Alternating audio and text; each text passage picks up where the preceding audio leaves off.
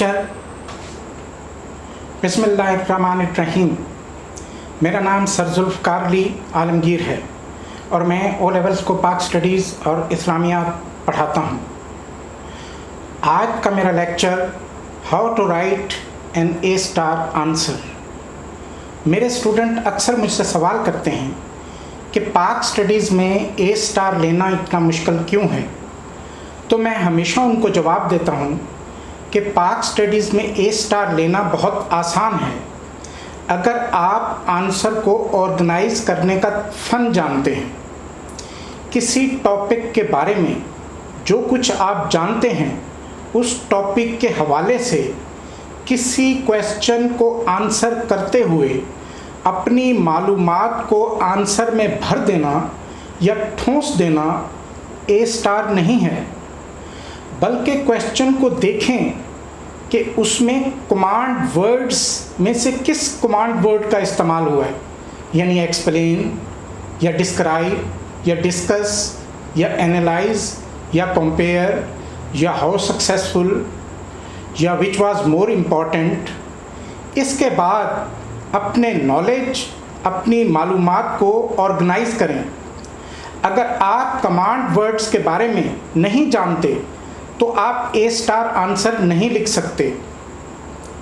आज का question decline of Mughal empire पर है और मैं आपको बताता हूँ कि आप इस क्वेश्चन पर कैसे ए स्टार आंसर लिख सकते हैं। आज का क्वेश्चन है the coming of the British was the main reason for the decline of the Mughal empire. Do you agree और डिसअग्री? Give reasons. इस क्वेश्चन में मेन रीज़न की बात हुई है, यानी आपको एक्सप्लेन करने का कहा जा रहा है। किसी भी क्वेश्चन को एक्सप्लेन करने के 5 स्टेप्स हैं और इन 5 स्टेप्स को जानने के लिए बड़े गौर से मेरे इस लेक्चर को सुनें। ये वो 5 स्टेप्स हैं जिनको समझना एक ए स्टार आंसर लिखने के लिए बड़ा ज़रूरी है।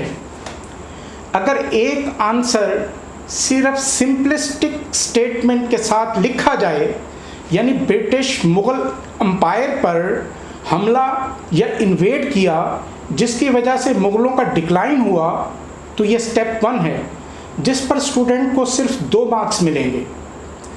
अगर सिंपलिस्टिक स्टेटमेंट के साथ स्टूडेंट मुग़लों के डिक्लाइन की रीज़न्स देता है, यानी ब्रिटिश बहुत स्ट्रॉन्ग थे, तो उसे 3 से 6 मार्क्स मिल जाएंगे और ये स्टेप 2 है।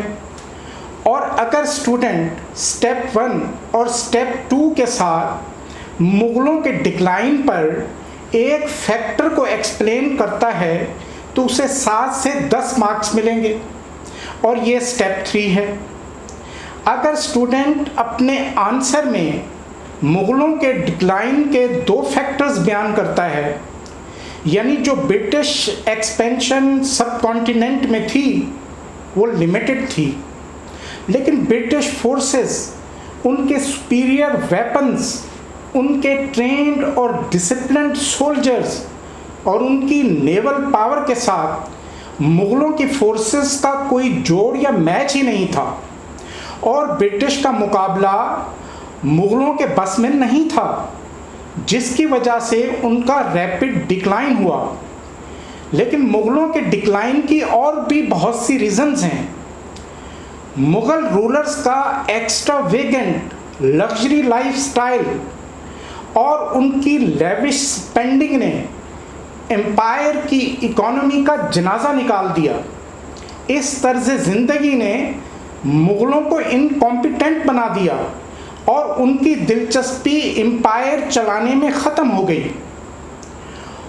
War of succession Mughal empire में बदतरीन केओस और इंस्टेबिलिटी का बायस बनी और मुल्क शदीद बदअमनी का शिकार हो गया। इसके अलावा औरंगज़ेब की strict religious policy, Deccan wars, degradation of the military, Mughal फ़ौज की नाअहली, financial inefficiency, inefficiency Mughal empire की वास्टनेस और फॉरेन इन्वेजन यानी नादिर शाह ऑफ ईरान का 1739 और अहमद शाह अब्दाली का 1761 का हमला, जिसने मुग़ल एम्पायर की बची खुची शान व शौकत और मिलिट्री पावर को तबाह व बर्बाद कर दिया। मुग़ल एम्पायर की वास्टनेस ने फार ऑफ प्रोविंसेस के गवर्नर्स जैसे कि बंगाल, दक्कन और ओध आज़ाद हैसियत से रहने लग गए। और ये आपका स्टेप 4 है। अगर आपने मालूमात को वेल ऑर्गेनाइज किया तो आपको 13 मार्क्स मिलेंगे, और अगर आपने एवरेज ऑर्गेनाइजेशन दी तो आपको 9 मार्क्स मिलेंगे। और अगर आपने स्टेप 4 में अपनी जजमेंट या चंद कंक्लूडिंग लाइंस दी तो आपका ये आंसर स्टेप 5 में तसव्वुर होगा, और वेल ऑर्गेनाइज आंसर लिखने की सूरत में आपको 14 के 14 मार्क्स मिलेंगे, और इस तरह आप यकीनन A* आंसर लिखने में कामयाब हो जाएंगे। देखें, जब तक किसी भी काम को आप किसी प्लानिंग ऑर्गेनाइजेशन से नहीं करेंगे तो उसका मतलूबा एक्सपेक्टेड रिजल्ट नहीं निकल सकता। मुझे उम्मीद है मेरी ये काविश, मेरी ये कोशिश स्टूडेंट्स के लिए बड़ी मुफीद होगी। और आखिर में मेरा स्टूडेंट से ये गुजारिश है कि वो मेरे चैनल को सब्सक्राइब करें, मेरी वीडियोस को लाइक करें और बेल आइकन को ज़रूर प्रेस करें, ताकि मैं जो रोज़ाना बेसिस पर, डेली बेसिस पर लेक्चर्स दे रहा हूँ ये उन्हें रोज़ के रोज़ मिलते रहें। मुझे उम्मीद है कि मेरे ये लेक्चर्स उन स्टूडेंट्स तक भी पहुँचेंगे जो फ़ीस पे करने की इस्तिताअत या ताकत नहीं रखते। शुक्रिया।